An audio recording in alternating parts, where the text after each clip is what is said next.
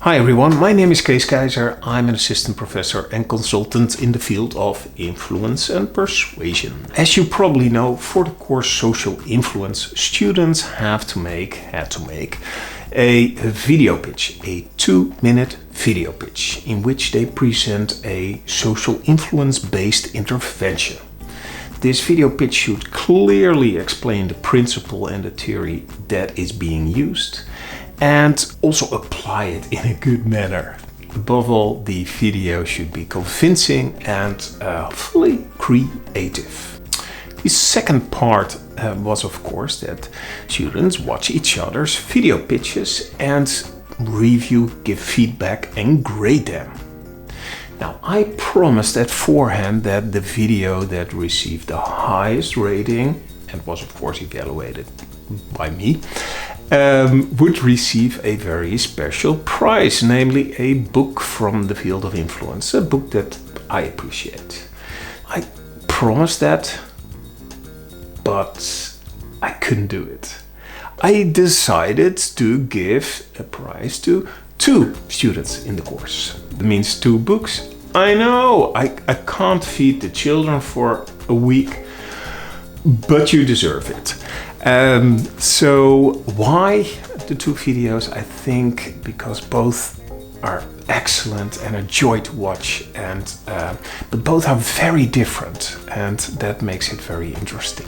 The students that won are Helen and Maurice.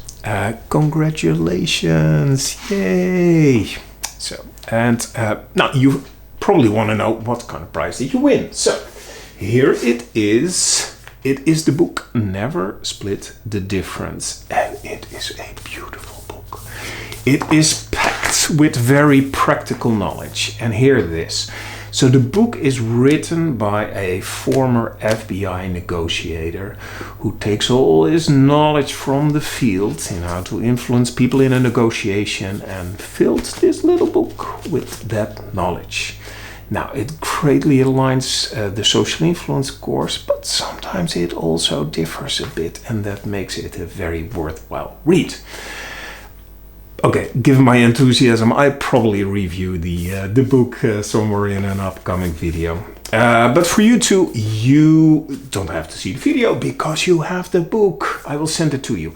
Not this book, not the book with all the breadcrumbs and that kind of thing. You will get a very new one. Congratulations. I hope you enjoy it. Do you want to watch the videos? You probably do. I would. So here are they. We will start with the video of Helen. And Helen, it is beautiful. It is a very nice animation. And I have just one question. How did you do it? I have no idea. Please email me. Let me know how you could create such a beautiful animation. Enjoy. In the Netherlands, we produce 490 kilograms of garbage per person a year. Only 58% is being separated. Especially beverage packaging, organic waste and plastic have low separation rates.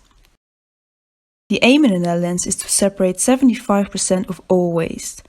The national government tries to reach this by informing citizens on how to separate waste, but also by rewarding citizens who have less residual waste. Let me show you how social influence can stimulate separating waste. A social norm is behavior that is perceived commonly approved or disapproved, or behavior that is perceived common, like walking on a sidewalk instead of on the street. So if you see that all your neighbors are separating waste, it is more likely that you will copy that behavior. The social norm can be strengthened by making an active public commitment. An active commitment means bringing your self-image in line with an action. Making a commitment in public is even more effective. If you publicly state you will separate your waste, you are more likely to actually do it. The social norm of fairness is called reciprocity. This is the urge you feel to give something in return if you received something. According to the reciprocal altruism theory, you take the risk to invest in someone because you expect to get something in return. So, to stimulate separating waste, leaflets should be distributed with the text, "Join your neighbors with saving the environment by separating your waste." Then you can sign up for a publication in that leaflet to publicly commit to separating waste. And lastly, you get sent fancy garbage bins for every type of garbage, so you feel the urge to give separated waste in return. And with that, the social norm is strengthened. Very, very nice, Helen. It is a joy to watch. Next up, we're going to look at the video of Maurice, and completely different in style and in tone. And I just can say the intervention in itself, spot on. And I think we have to implement it everywhere. Have fun watching it. As a high school teacher, you run into a problem that seems hard to solve. A lot of your students just won't make their homework, while homework ignites interest in the subject, helps them immensely to understand the course and exam content, and importantly, helps them follow classes that build on previous content. Currently, a lot of teachers try to solve this by making homework mandatory, but this has drawbacks. Students will view homework as something to avoid rather than beneficial or maybe fun. In this video, I will propose an intervention aiming to increase high school students' desire to make their homework. In society, we view consistent people as rational, stable, and honest. Anyone who promises to do something and then doesn't seems two-faced or intellectually weak. So when we promise to do something, we feel committed to it. We want to view ourselves as consistent, so when we commit to something, we feel obliged to keep the promise and do the thing. This works especially well with written commitments. You cannot just deny or forget a written commitment, and it can be made public easily. Everyone would know that you made a promise. So if you then don't do it, chances are that everyone thinks you are inconsistent. And when we have made a choice, we want to feel like we have made the right choice.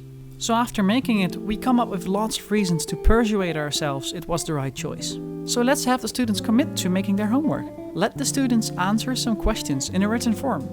First, we ask them, do you want to pass this course? Because who doesn't want to pass? And then we ask, how do you think homework will help you passing this course? By answering this, they are forced to think of reasons to make their homework. And finally, we ask, are you going to make your homework? And when they say yes, they will feel committed, and they will come up with lots of reasons to do their homework, probably including those they responded to the second question with. So if you are a teacher, think about using this intervention to finally have your students happily make their homework again.